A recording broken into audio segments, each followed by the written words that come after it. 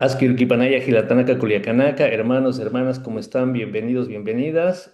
Vamos a realizar un pedido de Askir Kipanaya permiso, Gilatanaka Culiacanaka, hermanos, hermanas, ¿cómo están? Bienvenidos, bienvenidas. Vamos a ver.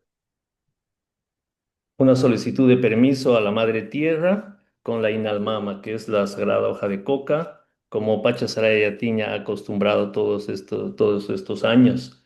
Entonces, vamos a pedir a través de la relación que Pacha Saraya Yatiña tiene con Yoko Yoko, a través de la Inalmama, Askiruki Panaya Gilatana Culiacanaka, para comunicarnos con el Mancapacha, Acapacha, Alacpacha, Alaipacha, que son las diferentes dimensiones por las cuales nos comunicamos. Pacha Saraya Yatiña no solamente son personas, sino también somos ancestros que están conviviendo con nosotros y también estamos conectados con las deidades y la naturaleza. Entonces pedimos permiso para que este espacio sea un espacio de diálogo, un espacio para el buen camino, el Tak Chuima, y para que sigamos construyendo y dialogando en estas interacciones y en este tejido en el que estamos caminando. Así, hermano, entonces ahora vamos a comenzar. Te comento que Pacha Saraya Yatiña ha estado teniendo unas reuniones de justamente lo que se refiere la situación actual en Bolivia. Entonces, más o menos voy a leer un poquito lo que pudimos concluir en la última reunión y es la razón por la que ha nacido esta invitación a tu persona. Más o menos dice, hermanos y hermanas, esto ocurrió el 7 de junio del 2025. Hermanos y hermanas, se ha propuesto profundizar en lo indianista y su diferencia con lo indigenista. Lo aymara en el lenguaje, en el territorio, en nuestra sangre, es lo que nos une. Hemos analizado desde La Paz, el Alto y Oruro el incremento de los puntos de bloqueo, el tema del evismo, los bloqueos por desabastecimiento y la intersección entre ambos. Algo más grande se viene. Después hemos mencionado aquí, alguno se ha posicionado como indianista y otro como evista, ¿no? En la reunión que tuvimos, se ha reflexionado ante lo cara y lo aymara. En nuestro territorio, los partidos caras están habilitados y los otros no. Se define hasta el 13 de julio. Sigamos construyendo y dialogando. Y dice Jayaya Sumayatiña. Más o menos ese es el contexto, eso es lo que hemos llegado también.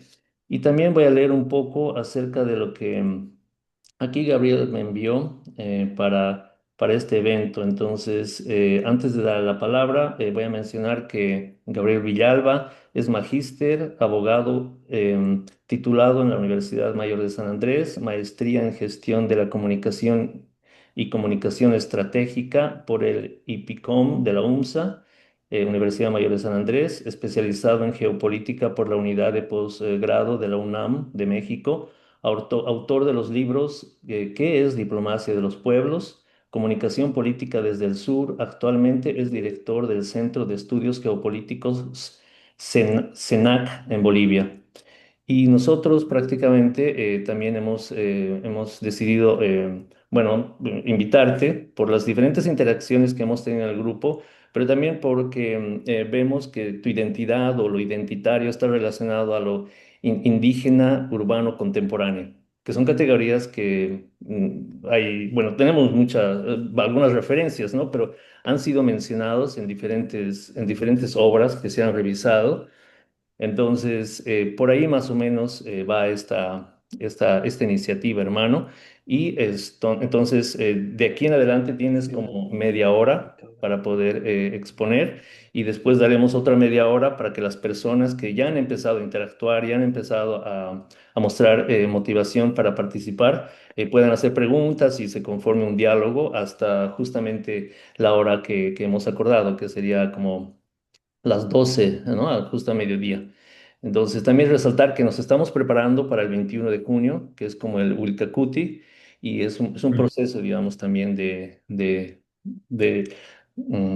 fortalecimiento de nuestra identidad, lo identitario. Pero bueno, Sin más preámbulo, hermano, Gabriel, bienvenido, muchas gracias por aceptar esta invitación y adelante, por favor, con tu exposición sobre el indianismo y el indigenismo. Tiene la palabra aquí el hermano Gabriel. Adelante. Allá, allá. Muchísimas gracias por el espacio, la iniciativa que me parece genial para seguir abordando, seguir construyendo, seguir debatiendo con relación a el ámbito identitario de la bolivianidad, ¿no? Desde una perspectiva, desde una dinámica histórica e identitaria, es fundamental entender a cabalidad qué es el indigenismo, qué es el indianismo, así como otras vertientes del pensamiento, como el catarismo en Bolivia particularmente, el mismo marxismo o el socialismo comunitario, el comunitarismo, incluso el anarquismo, ¿no? Hay bastante de donde escudriñar si se quiere construir una relación insurgente con relación a los grandes poderíos o esquemas de poder que sin lugar a dudas se han tratado de construir en estos 14 años de Evo Morales, pero que a la posta, el 2019, volvieron a reposicionarse desde un neoliberalismo conservador, bastante clasista, bastante racista bastante represivo hacia el pensamiento crítico y hacia el sujeto histórico indígena originario campesino que es colectivo, ¿no? Eventualmente representado en este tiempo por Evo Morales. Entonces, si hablamos desde las dinámicas históricas y desde las dinámicas identitarias, desde siempre incrustados en nuestro país, incrustados en Bolivia, porque no es lo mismo hablar de indigenismo o indianismo desde Perú, digamos, desde Ecuador, son los países con los que más nos parecemos, o hablar desde Centroamérica, o hablar desde Norteamérica, por ejemplo, los pueblos Sioux, por ejemplo, que los han puesto en campos de concentración prácticamente, ¿no? O desde África o desde Asia. Las colonias europeas, por ejemplo, belgas fundamentalmente, inglesas, vendría a ser otro análisis, vendría a ser otra perspectiva. Creo que hay micrófonos abiertos, ahí, si los puedes ir cerrando, por favor, Mori. Sí, disculpa, Mauricio, por favor, puedes cerrar su micrófono. Gracias. Adelante. Y bueno, entonces siempre el análisis tiene que venir situado desde donde estamos, tratando de abordar quizás diferentes tiempos. Entonces, la dinámica de la presente exposición justamente la propuse para que sea media hora de un diálogo, una exposición de ideas. Y otra media hora de una interacción, porque eso es lo que nos interesa, ¿no? Conocer también los diferentes criterios de la gente que nos está viendo, escuchando, participando, porque de eso se trata una construcción colectiva, ¿no? No se trata de charlas magistrales o de un iluminado que viene aquí a hablar o tratar de imponer su criterio. Creo que rescatar ese sentido de la construcción colectiva es fundamental. Entonces, si nosotros hablamos desde las dinámicas históricas, desde las dinámicas identitarias, tenemos que posicionarnos en una fecha específica, 1492, aquel llamado descubrimiento de América, ¿no? En realidad invasión y saqueo de nuestra denominada Abya Yala, ese gran continente que no conocía de fronteras. Entonces entendemos que han existido culturas, naciones, pueblos preexistentes a ese denominado descubrimiento de la historia oficial europea o universal, como nos cuentan, ¿no? Desde 1492 encontramos un saqueo y un despojo también de parte de la cultura dominante de aquella época, la cultura europea continental fundamentalmente, ¿no? Primero quizás la inglesa, la holandesa, posteriormente la española, que se llegan a posicionar y llegan a generar pues toda una cultura de saqueo y de erradicación de los pueblos indígenas del Abya Yala. Esto es fundamental entenderlo porque a partir de esto encontramos la propia identidad que la seguimos arrastrando hasta la fecha. Creo yo que todos los bolivianos, en esencia, corre por nuestras venas sangre indígena. ¿no? Negarnos a eso es negar nuestra propia indianidad, es negar nuestra propia identidad, nuestra propia composición y nuestra propia cultura. Claro, muchos la niegan y reniegan de ello, dicen, no, yo soy mestizo, que mis abuelos, mis tatarabuelos eran españoles, demás cosas, ¿no? Eh, para ello existe múltiples autores de este Fanon, por ejemplo, que fue rescatado por el propio Fausto Reinaga para la construcción de aquella denominada obra La Bolivia India versus la Bolivia Blanca, ¿no? O la Revolución India, por ejemplo. Entonces, encontramos una suerte de construcción de lo identitario, pero por otro lado también una construcción de lo republicano. Los republicanos siempre en desprecio hacia lo indígena originario, hacia lo campesino, hacia lo indígena. Esa república se va construyendo desde 1825, fecha de la independencia, con el Acta de la Independencia. En el Acta de la Independencia, a pesar de la historia nos retrotrae, nos dice que como si Bolivia hubiera empezado en 1825, ¿no? En los hechos no fue así. ¿Por qué? Porque tuvimos inmensas republiquetas, rebeliones, sublevaciones de los pueblos indígenas que coadyuvaron fundamentalmente a la expulsión territorial del Imperio Español, lo que se llama descolonización, ¿no? Republiquetas aymaras, republiquetas quechuas, republiquetas guaraníes. En el Acta de la Independencia no figura el nombre de ni una sola persona indígena, ni un solo líder indígena, ni figura el nombre de ni una sola mujer, habiendo tenido a doña Juana Zurduy, gran general, la más reconocida en Argentina que acá en Bolivia, ¿no? De hecho, los doctorcitos de Charcas le negaron su renta vitalicia dispuesta por Simón Bolívar a la señora doña Juana Zurduy de Padilla, ¿no? Ese es el nivel de desprecio hacia la mujer, pero también hacia la indígena, con el cual nace la denominada República de Bolivia. Entonces, entender ello es entender que desde 1825 se vive una suerte de construcción de una pirámide pigmentocrática basada en la blanquitud de la piel. Mientras más blanca era tu piel, tenía cierto capital cultural que se podía ejercer en el control de las instituciones políticas, instituciones financieras, económicas, el poder como tal, ¿no? Basado en la blanquitud de la piel. Mientras más morena, mientras más cobriza era tu piel, estabas en esa base de esa pirámide pigmentocrática. Ahora, cuando hablamos de descolonización, hablamos de la expulsión militar y territorial de las tropas imperiales españolas de nuestro territorio.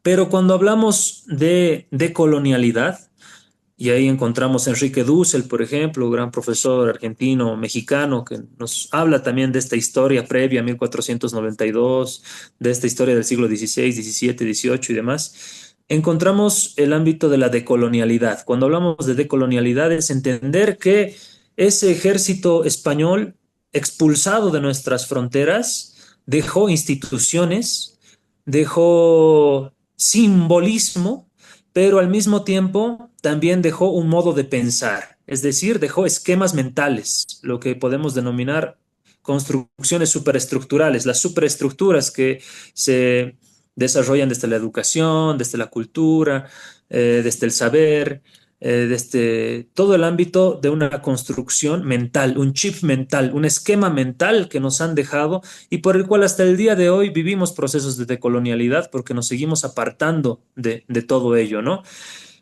Esas ideas permanecieron vigentes, permanecieron imperantes en la denominada República de Bolivia, basada nuevamente en esta pirámide pigmentocrática. Por ende, se gestaron múltiples luchas de insurrecciones indígenas, fundamentalmente por tierra, territorio, derechos. Recordar fundamentalmente que hasta 1952, la denominada Revolución del 52, el campesino no tenía derecho al voto, ¿no? La mujer no tenía derecho al voto. Entonces, en Bolivia hemos vivido una segregación racial claramente hasta 1952. Y esos procesos de profundo racismo, de profunda discriminación, siguen instaurados en la psique, en la mente de mucha gente, ¿no? Que aún no reconoce ¿qué va a reconocer o autoidentificarse como indígena, ¿no? ¿Qué va a entender el pensamiento indianista? ¿Qué va a entender el pensamiento catarista? No, son reacios, reniegan de esta clase de construcciones, desde lo vivencial, pero desde lo teórico también, ¿no? Entonces, encuentras, yéndonos a una historia, digamos, un poco más contemporánea, 1989, la Gran Marcha por la Vida, Tierra y Territorio.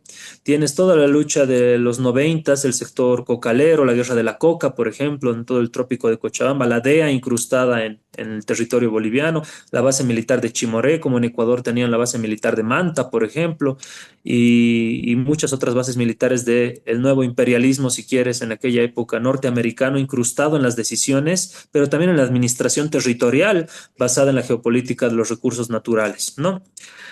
Tienes toda la lucha de los noventas, tienes el 2000, la guerra de el agua en Cochabamba, recurso básico universal estratégico además.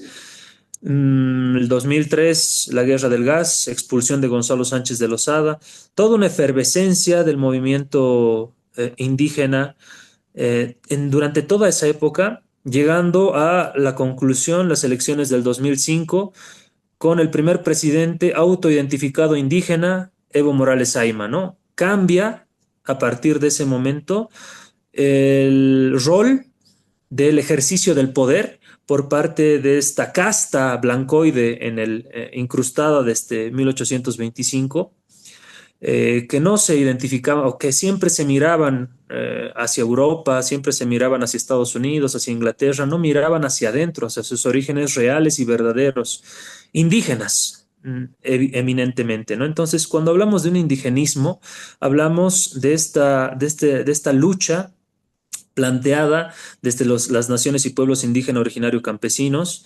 que no se la puede definir en una sola vertiente de pensamiento, sino en un cúmulo, si quieres, una acumulación revolucionaria histórica del ejercicio por la lucha de sus derechos de todas estas naciones y pueblos indígenas originarios campesinos, altamente excluidas hasta 1952. Cuando hablamos de indianismo, sí podemos circunscribirlo, si quieres, a una vertiente del pensamiento, incluso antagónica al indigenismo, ¿no? Los indianistas te dicen, no, aquí nosotros no creemos en el indigenismo es los blancos hablando de los indios, el indianismo es los indios hablando de los indios, ¿no? En connotación estrictamente sociológica, no en connotación peyorativa, porque esa es otra construcción que habría que analizarla, ¿no? Muchos dicen, no, cuando hablan de indios, hablan de los nacidos en la India, pues, o otros refieren cuando hablas de indio, es peyorativo, es insultante, ¿no? Como la construcción social en Estados Unidos, ¿no? Un afroamericano en Estados Unidos hablando con otro afroamericano, tranquilamente puede decir, ¿qué tal, negro? ¿Cómo estás? What's up, nigga? Digamos, ¿no? eh, como un saludo cordial.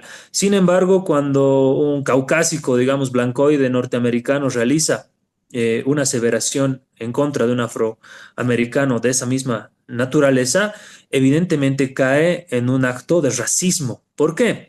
Por la construcción histórica de la carga de la palabra misma, ¿no? Lo mismo pasa en Bolivia. El denominativo, la alusión de indio era un adjetivo calificativo peyorativo antes de Evo Morales. A partir de Evo Morales, a mi modo de ver, a mi modo de entender, surge, obviamente con Felipe Quispe también, toda una suerte de indianización de las clases subalternas, de las clases trabajadoras, proletarias, cognitarias, pero también una indianización de la propia clase media, ¿no? Que asume como un gobierno suyo, un gobierno propio, a la cabeza de un sujeto histórico indígena originario campesino, en ese momento personificado por Evo Morales Ayma. En ejercicio del poder estamos hablando, ¿no? Porque si entendemos toda la dimensión de la vertiente del indianismo,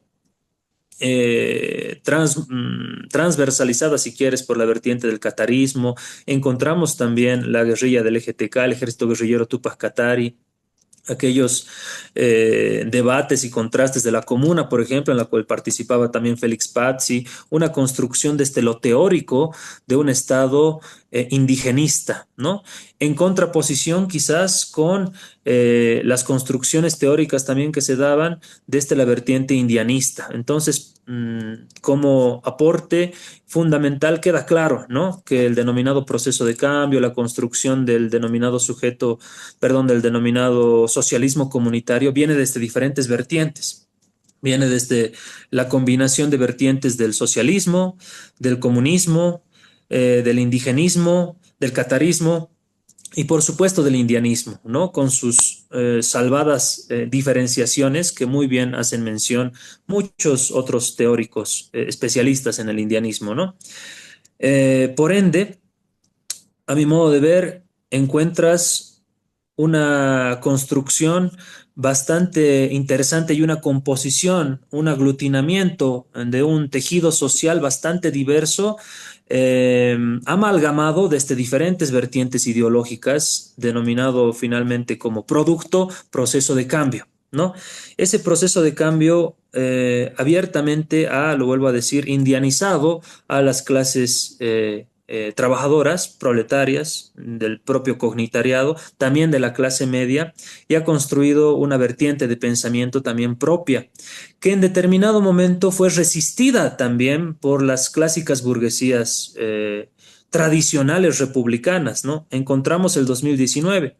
El 2019 hay que analizarlo desde un plano simbólico. ¿Por qué Yanine Áñez agarra la Biblia cuando el artículo 4 de nuestra Constitución Política del Estado nos dice que todas las cosmovisiones, todas las religiones, todas las formas de entender la vida están en igualdad de condiciones y el Estado no tiene una religión oficial?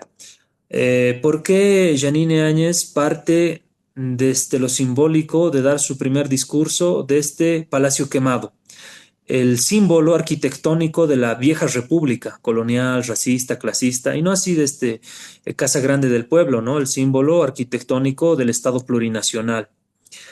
Mm, Analizar esto es ver también la nueva constitución política del Estado, el reconocimiento de las naciones y pueblos indígena, originario y campesinos preexistentes desde lo jurídico, que da cuenta también de un dato no menor, porque lo jurídico también hace énfasis al desarrollo de las sociedades, ¿no? En realidad, lo jurídico es una respuesta a las dinámicas sociales que se van dando en determinado momento, en determinado tiempo. Entonces, volviendo al 2019, tienes la quema de la Huipala, por ejemplo, ¿no? Cómo los policías agarraban su brazo y decían, no, esta bandera no nos representa, la cortaban, nosotros nos quedamos con la rojo, amarillo y verde, ¿no? Daba cuenta de una confrontación clara de aquello que nos hablaba Reinaga, ¿no? De esa Bolivia blanca versus esa Bolivia india. A mi modo de ver, no comparto ya esa vertiente con Reinaga muy pasada, a mi modo de ver, era la Bolivia plurinacional, que había reconocido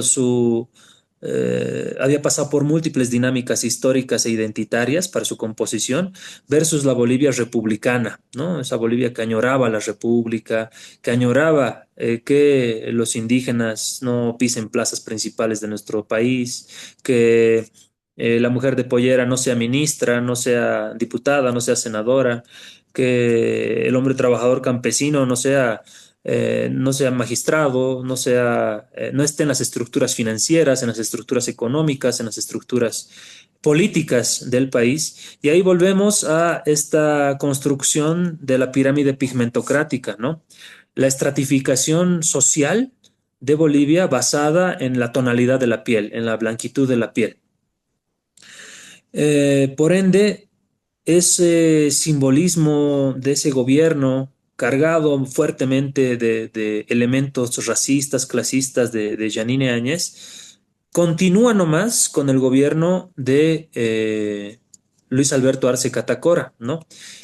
Cuando tienes un Jorge Richter que te dice, mi hija ha estudiado en los mejores colegios, mi hija escribe en los mejores periódicos a nivel nacional e internacional, no es como el lodazal, no está metida en el lodazal al cual quieren llevarnos el diputado Héctor Arce y su jefe, refiriéndose a Evo Morales y Héctor Arce, da cuenta de un profundo clasismo, ¿no? Que aún existe y persiste, casi naturalizado, ¿no? Como el indígena, el campesino no piensa, Evo, porque es indio, no piensa, otros piensan por él, pero yo que he estudiado, yo que sí soy blanco, yo que sí tengo ese capital cultural basado en esta pirámide pigmentocrática, yo sí que añoro la República de Bolivia, sí pienso, sí dirijo, sí puedo pensar, ¿no?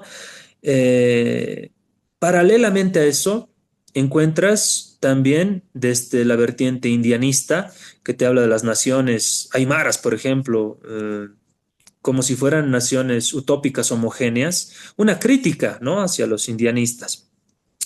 Desde la construcción indianista se habla bastante de la nación aymara, como si se hablara de una homogeneidad de aymaras puestos o dispuestos en Bolivia, en Perú, en Ecuador, ¿no? Sin embargo, esta tesis del indianismo, de la nación aymara, peca en el sentido de que no analiza en paralelo el sistema de clases sociales, ¿no? Como si no existiría clases entre una misma nación aymara, como si no existiría una burguesía aymara, como si no existiría en las maquilas, digamos, de Sao Paulo, de Buenos Aires o aquí mismo en Bolivia, aymaras dueños de medios de producción o dueños de bienes suntuarios, de mercancías, explotando a otros aymaras que son también sujetos, simples trabajadores o realizan cualquier tipo de esfuerzo físico o mental, proletarios o cognitarios, aymaras, ¿no? Entonces, una demostración de poder de esa burguesía aymara es precisamente el gran poder, ¿no? La suntuosa entrada del gran poder que no se compara en nada al Carnaval de Oruro en lo folclórico, pero sí en la dinámica del dinero y de la suntuosidad que muestra, ¿no? Como una demostración de poderío económico, de acumulación de riqueza. Entonces, toda esa simbología es importante analizarla porque construye ideología. Aún en crisis tienes el gran poder y todo lo que ha sido este pasado fin de semana, ¿no? Como una demostración de poderío económico de esa burguesía aymara que se ha hecho rica también explotando a sus propios hermanos aymaras, ¿no? Entonces está transversalizado el sentido de clases sociales que nos habla Marx en una dinámica y en un contexto propio de nuestro país, de Bolivia, combinando todas estas vertientes del indigenismo, el indianismo, las luchas de las naciones y pueblos indígenas, del catarismo, de lo que fue la construcción del EGTK, de lo que en su momento fue la comuna, los escritos del mismo Félix Pazzi, ¿no? Que ahora se identifica como tercer sistema, tercera vía. Todos esos elementos son importantes para el análisis y para tener una visión mucho más clara, mucho más plural de las dinámicas identitarias de la bolivianidad, y no circunscribirnos únicamente a una sola vertiente de pensamiento o a tratar de imponer u occidentalizar toda esta gama de pensamiento diverso, plural, en un solo recipiente, si quieres, histórico o identitario, ¿no? La riqueza del Estado plurinacional justamente deviene de esta diversidad, pero de este debate, diálogo entre el indigenismo, el indianismo, el catarismo, el socialismo, el comunismo, el marxismo, como ideologías subalternas, insurgentes a un sistema que durante muchos años fue, llámese república, cipaya de los intereses geopolíticos, primero del imperio español, ¿no? Posteriormente del imperio inglés, posteriormente del imperio norteamericano. Y así entendemos una suerte de supeditación de nuestro propio Estado hacia los intereses geopolíticos de potencias imperiales, que ha sido altamente combatido por el propio Evo Morales, ¿no? Este antiimperialismo que incluso era ridiculizado por muchos actores como criticado desde el propio indianismo, como Pedro Portugal y muchos otros, pero en los hechos el 2019 le dio la razón a Evo Morales con relación a lo que el imperialismo norteamericano quería hacer con nuestros recursos naturales y con Bolivia como tal, ¿no? Entonces, desde el plano jurídico, que es el que yo me he especializado por mi formación de abogado, podría rescatar la Constitución del 2009 en un contraste claro con la del 67, en el propio reconocimiento de las 36 nacionalidades, pero fundamentalmente en también el reconocimiento de la justicia indígena o la jurisdicción de la justicia indígena originario campesina, pero a la vez el reconocimiento también de las diferentes cosmovisiones o formas de entender el mundo que viene desde la nación aymara, nación quechua, naciones guaraníes, tupi-guaraníes, los usos y costumbres para la práctica de la resolución de conflictos en una determinada comunidad, ¿no?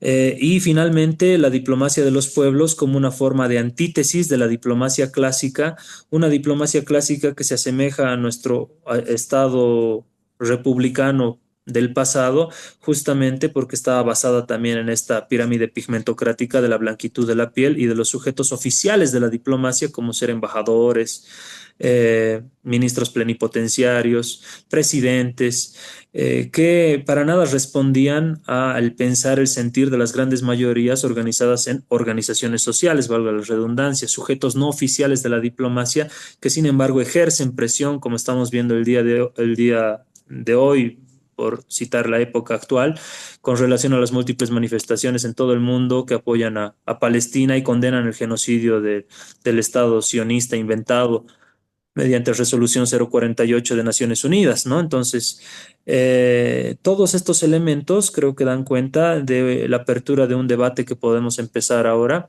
desde el plano de identificar claramente que el indigenismo no es igual al indianismo y que sin embargo se articulan a partir de ser ideologías subalternas, insurrectas a un régimen basado en la blanquitud de la piel que ha construido esta pirámide pigmentocrática y que en los hechos ha segregado a las grandes mayorías nacionales y que también en los hechos actualmente, si encuentras tú la papeleta electoral, vas a tener una papeleta claramente en la cual todos parecen primos hermanos. ¿No?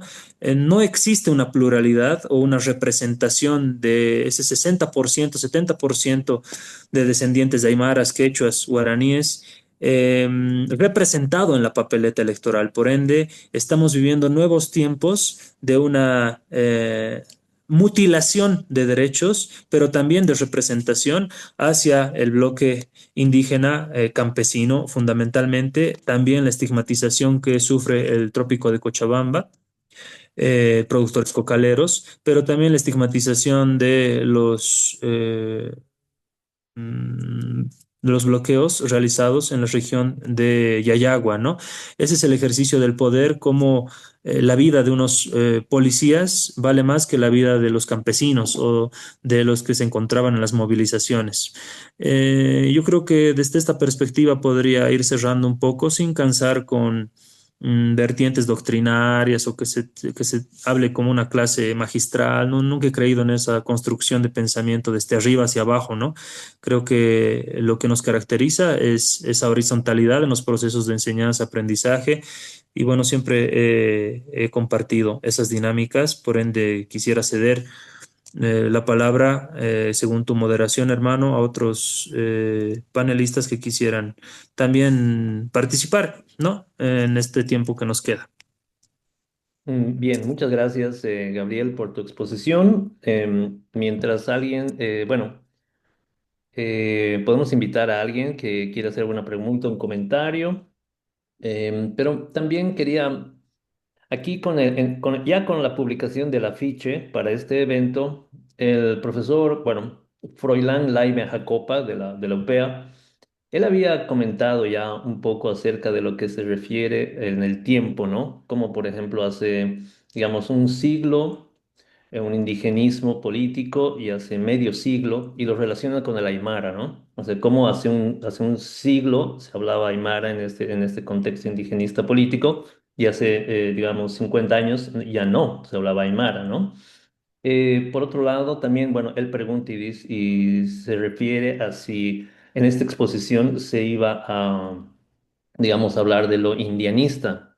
Y claramente lo que estoy viendo aquí en la exposición que tú realizaste, ¿no? Tú haces un paso más allá del indianismo como tal, desde Fausto Reinaga y Felipe Quispe, porque él dice, ¿no? El reciclaje actual, después de Reinaga y Quispe, ya es un indianismo gourmet, dice, para audiencias liberales o de vitrina folclórica, incluso indianismo reaccionario por su oposición al levismo, y entre paréntesis dice, no evo real, sino simbólico de época y de aspiraciones de los indios, tendiente a un etnopopulismo de derecha, un post-indianismo funcional a la oligarquía blanca, ¿no?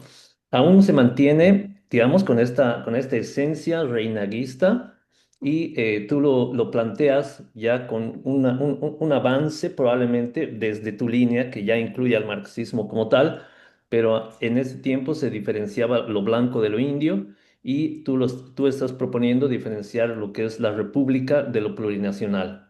Entonces, más o menos por ahí podemos comentar y también el tema de que tú, además del indianismo y el indigenismo, bueno, el indianismo directamente está relacionado al tema del ejercicio de Sí. poder, como tú lo has mencionado también, pero está el catarismo, ¿no?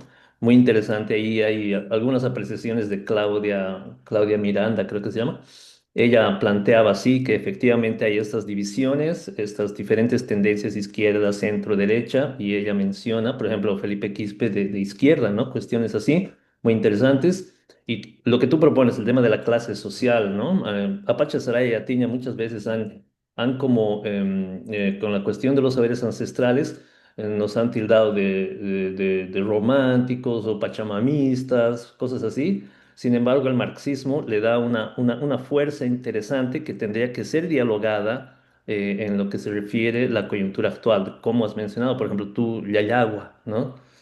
Mi abuelo vivía ahí, o sea, yo iba a Yayagua, o sea, Yayagua está aquí también. Entonces, más o menos estos comentarios y invitar a alguien más que quiera realizar algún comentario, alguna pregunta, algún aporte. Adelante, Silvia.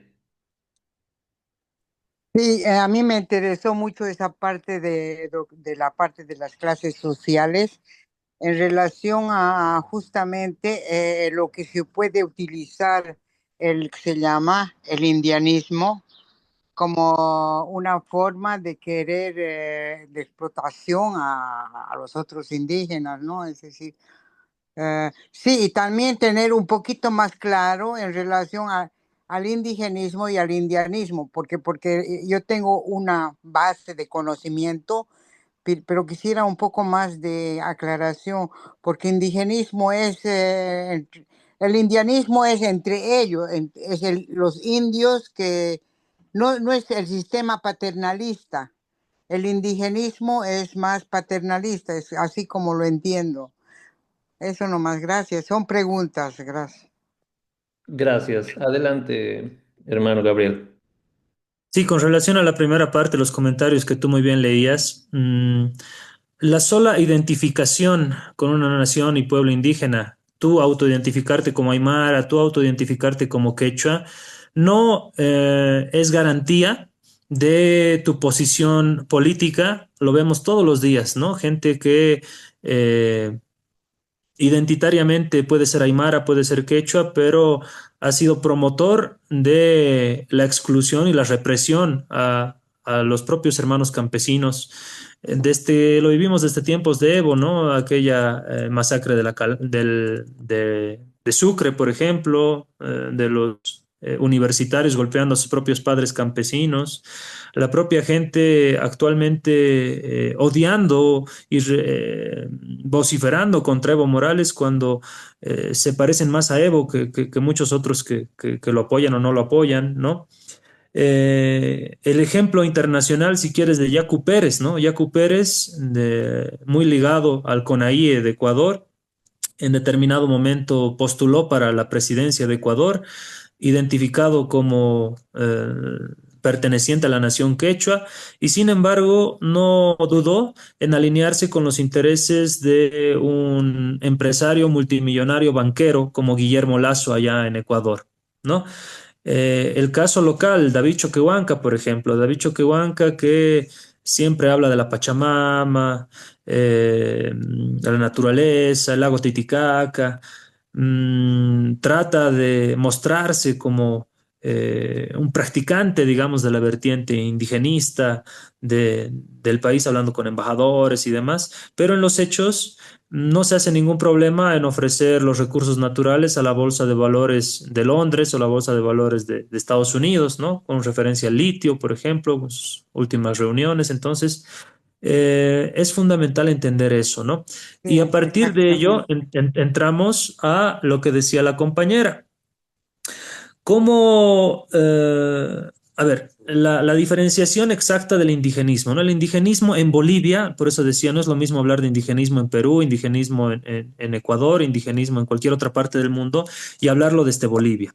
En Bolivia, el indigenismo se ha caracterizado y se ha construido por la lucha, la rebelión de esas naciones y pueblos que han peleado por su reconocimiento principalmente de la tierra, de su identidad, pero que han sido altamente segregadas, altamente discriminadas, altamente apartadas de todo sistema político, económico, financiero, y que han sufrido en los hechos y en carne propia esta segregación racial basada en esta pirámide pigmentocrática que responde a la estratificación social basada en la blanquitud de la piel, ¿no? Entonces, yo entiendo como indigenismo todas esas luchas sociales que finalmente derivan en el primer presidente indígena en la presidencia, Evo Morales Ayma. Y al indianismo lo entiendo como una vertiente mucho más radical que nos refiere y nos dice que acá no vamos a permitir que ningún blanco, ningún blancoide hable de nosotros, de los indios, porque nosotros vamos a hablar y vamos a representarnos a nosotros mismos. Ese es el indianismo, ¿no? Así como te lo muestra Reinaga. Ahora, Reinaga te habla en la Revolución India de ese contraste de la Bolivia india versus la Bolivia blanca. Pero después, en el pensamiento amáutico, sus últimas obras, te dice también hay indios blancos, te dice, ¿no? El indio no puede determinarse por el color de la piel. Si tú te vas al oriente, vas a encontrar indios blancos, indios de colores claros, de ojos claros, te dice, ¿no? Reinaga. Entonces, esa construcción de autoidentificación con el sujeto indígena es lo que representa a uno, ¿no?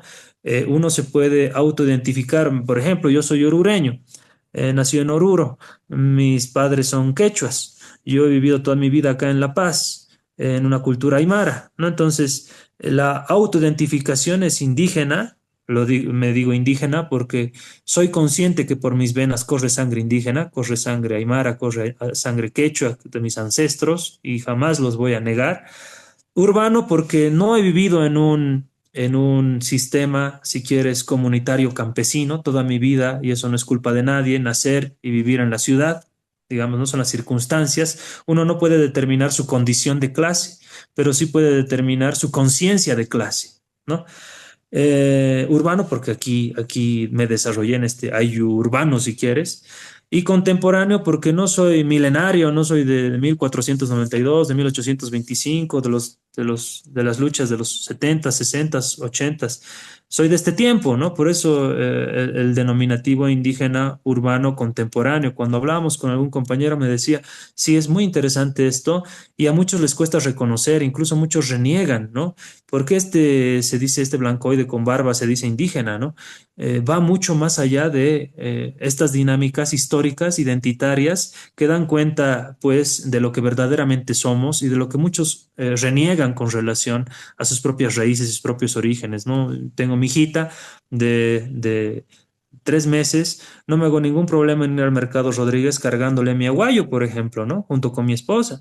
Muchos otros dirían, no, ¿qué hace este blancoide, este choco, barbón, con un aguayo, ¿no? Así nos hemos criado nosotros, así me han criado a mí y así vamos a criar a nuestros hijos. Esa es la complejidad de las prácticas también que van desde lo simbólico hasta lo identitario, ¿no? Y que muchos otros reniegan o tratan de volver en el ámbito del indianismo, que a mí me parece un sinsentido, ¿no? Bien, bien, muchas gracias, hermano, por compartir estas experiencias también. Se siente muy bien tus palabras, tus aclaraciones. Muchas gracias por hablar sobre estos temas que son importantes, necesarios para poder seguir avanzando y construyendo. Vamos a invitar a alguien más que quiera, por favor, en estos como 13 minutos que tenemos de este conversatorio. No sé si tal vez quisiera participar Mauricio o Juan Carlos, que han estado en las reuniones de Pachasaray y Atiña el anterior sábado y hace como un mes más o menos que estamos construyendo esto. Adelante Juan Carlos o Mauricio o Maclovio también o cualquier persona que esté con la motivación de participar en este momento. Adelante, por favor.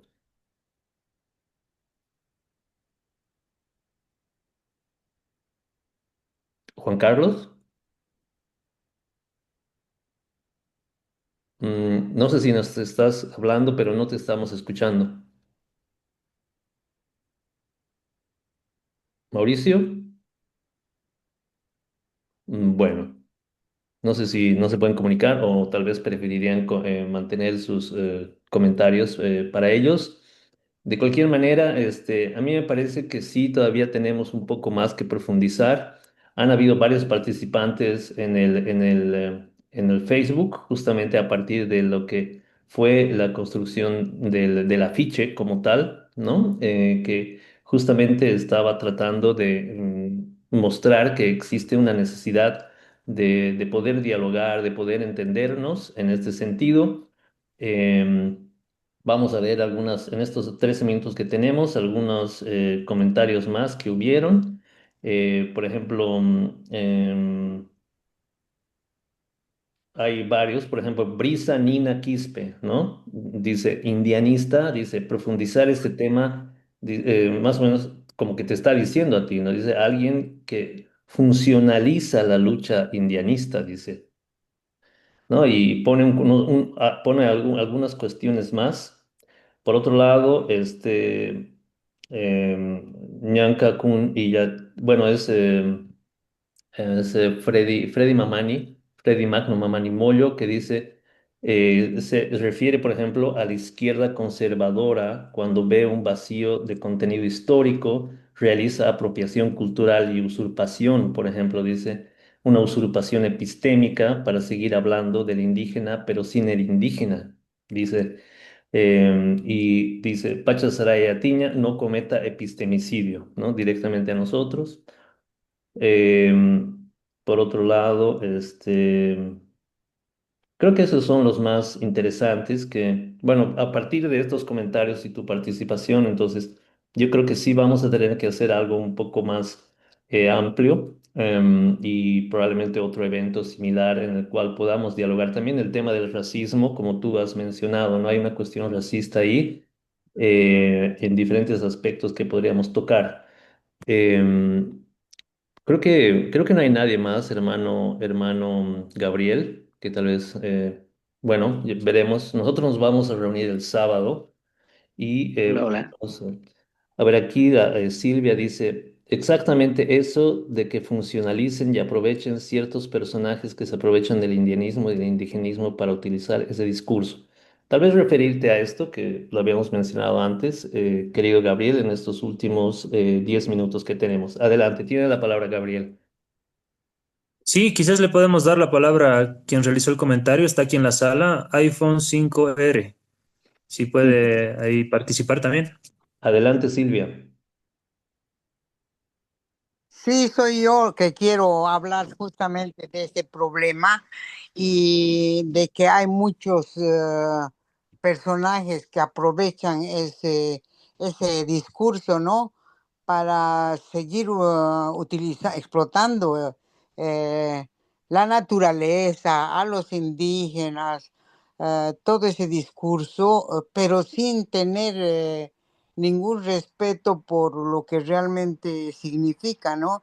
Es decir, solo como tú has mencionado, Gabriel, que es para comercializar los conocimientos no, hay todo el tiempo en Bolivia también hay gente que utiliza ese discurso para hacer dinero de alguna manera. O sea que no son personas tan, ¿cómo se diría? Que tienen esa mente, como tú dices, de querer, de que somos realmente indígenas y que lo estamos haciendo con es de otra manera que se utiliza el discurso, ¿no? Y es eso lo que no me gusta muchas veces. Entonces, y también estaba preguntándome, ser indianista es luchar por los derechos de los, es decir, de los indios, pero como dentro del sistema, ah, es decir, no, no siendo exterior de ese pensamiento, ¿no? Y indigenistas, no, al revés, indigenistas son los que ellos mismos luchan, no, los indigenistas son los que Acercarme, digamos. utilizan a los indígenas y los indianistas son ellos, Mm. las personas mismas que están defendiendo sus derechos, como algo así. Es confuso, pero es difícil. Es que se puede ser indianista siendo indigenista, ¿cómo es eso? Todo eso, más aclaración. Perdón. Está bien, muchas gracias, hermana. Adelante, Gabriel. Sí, cuando hablamos del indianismo, al menos la aproximación que nosotros hemos tenido, nos circunscribimos eminentemente al indianismo aymara, ¿no? Y el indianismo aymara te habla de una nación aymara, como si esa nación fuera homogénea, como si en esa nación no existirían clases sociales. Y evidentemente en los hechos existe. Entonces, Sí, así si tú entiendo. reivindicas a la, si tú reivindicas a la nación aymara, no tendría que haber aymaras explotados, no tendría que haber aymaras explotadores, ¿no? Tendría que vivirse en una utopía de una nación aymara en la que todos son iguales. Sin embargo, en los hechos eso no existe, porque te vas al Eloy Salmón y tienes el dueño del negocio, es también un aymara que explota para bailar y pasar el preste en el gran poder.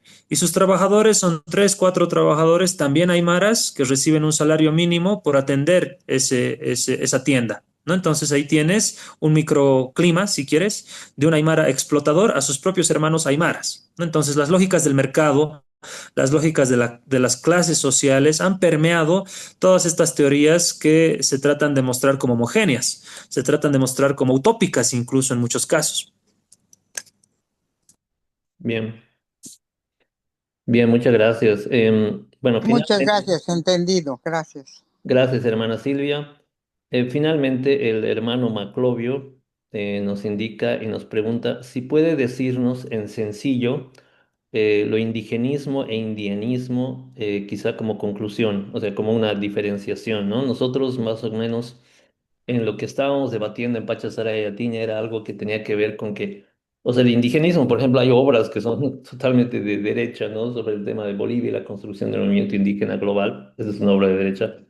Pero nosotros, digamos, hemos, digamos, visto que el indianismo como tal, más o menos va como tú has mencionado, el tema del ejercicio del poder, la toma de poder, que haya un hermano que se identifique, que nos identifiquemos con él y vaya a tomar el poder de representación de todos los que estamos, digamos, y en esta cuestión, y podamos llegar ahí, digamos, de una manera a través de los procesos que hacen de este Estado plurinacional, ¿no? Una, digamos, democracia, ¿no?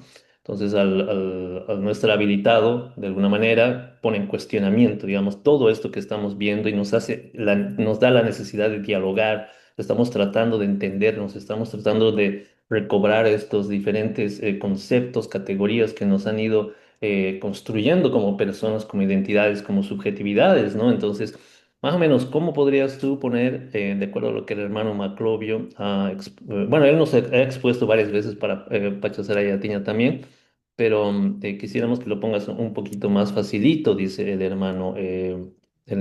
Adelante, por favor, Gabriel. Sí, partimos de los hechos de que indigenismo e indígena no es lo mismo, ¿no? Entendiendo esto, entendemos desde la perspectiva de Bolivia que el indigenismo es un cúmulo de acciones, de circunstancias, de luchas sociales por el reconocimiento de esas naciones y pueblos indígenas altamente excluidos. Ahora, esta lucha puede realizarse mediante el instrumento de una ONG, mediante el instrumento de un partido político, mediante el instrumento de una asociación, mediante el instrumento de un sindicato, mediante la ética, desde un sinnúmero de herramientas en el cual tú puedes demandar al poder la participación real y el ejercicio de los derechos de las naciones y pueblos indígenas, originarios y campesinos, ¿no? Indigenismo. Es decir, en síntesis te puede decir un gringo, te puede hablar de indigenismo, sí, una persona que es verdaderamente indígena, originaria de una nación tupi-guaraní, ¿te puede hablar de indigenismo? Sí, está todo construido de esa manera, ¿no? De una premisa y te dice, además se critica bastante al indigenismo en alusión a que trata de subsumir, trata de integrar a las diferentes naciones y pueblos indígenas a un determinado sistema, ¿no? Eso queda claro el indigenismo. Pero en cambio el indianismo te dice, nosotros no vamos a permitir que ningún esquema, llámese república, llámese Estado, nos trate de integrar, nos trate de subsumir. Y nosotros mismos, como una nación aymara, nos vamos a autogobernar. Y allá hablan de la nación aymara, la nación quechua, la nación guaraní, ¿no? Totalmente, si quieres, disgregada del modelo tradicional de en un Estado o en unas representaciones, más un pensamiento que es altamente radical también, ¿no? Porque te dicen, un blancoide como el Mori o como el Gabo, imposible que nos hablen de indianismo.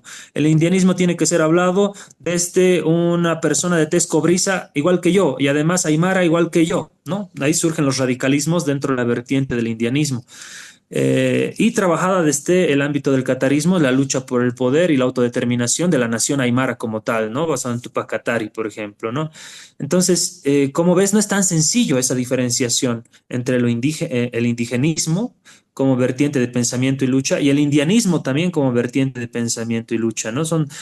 Sin embargo, en el actual panorama que se ha construido en 14 años del socialismo comunitario, pues han tenido que convivir el indigenismo, el indianismo, el catarismo, el socialismo, el comunismo, tratando de construir algo colectivo como el socialismo comunitario, por ejemplo. Es lo que podría, así a muy grandes Bien, rasgos, quizás, en palabras sencillas, resolver la duda al compañero. bien, bien, muchas gracias. El socialismo comunitario. Hay unos dos comentarios más, pero más o menos estamos a tiempo. Más o menos Silvia dice algo sobre el catarismo. ¿Podría decirnos la diferencia entre el indigenismo y el indianismo? Podría ser, tal vez hay varias obras de Felipe Quispe donde habla, ¿no? Acerca de cómo los cataristas decían que querían aprender cómo gobernar el Estado, por ejemplo, y los indianistas, no, no queremos ese Estado, queremos un propio Estado, queremos una otra forma de organización. Entonces, hay mucha riqueza sobre esto. Entonces, para nosotros solo nos queda agradecer, hermano Gabriel, muchas gracias por haber participado, muchas gracias por haber expuesto, muchas gracias por haber expresado esta parte identitaria tuya que se reconoce de diferentes maneras, hay diferentes formas de conectarnos, interactuar.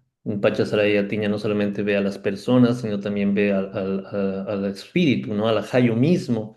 Y esta cuestión del ajayu probablemente desde el marxismo se entienda como lo místico. Sin embargo, hay mucha más profundidad, ¿no? De esto.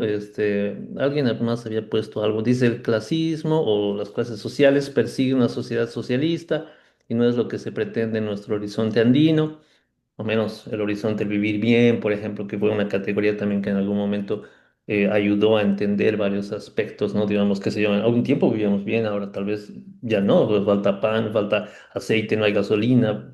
O sea, hay mucho todavía que tenemos que entender, trabajar, construir colectivamente y en ese sentido, más o menos, para nosotros como Pacha Saraya Tiña, debemos respetar el tiempo de Gabriel. Entonces, en ese sentido, vamos a cerrar este espacio, así como hemos abierto. con la Inalmama. Esta Inalmama viene de Colombia. Nos compartió el pueblo Muisca y ahí les mandamos un abrazo, un saludo a ellos también. Entonces, en ese sentido, vamos a cerrar este espacio agradeciendo a la Madre Tierra por habernos permitido actuar, compartir, dialogar y nos sentimos con la necesidad de poder seguir conversando un poco más, interactuando y tejiendo como habíamos pensado, así en este como aptapi o como intercambio de ideas, así como también compartimos alimentos, compartimos ideas, compartimos, crecemos, construimos conjuntamente en este en tiempo importante.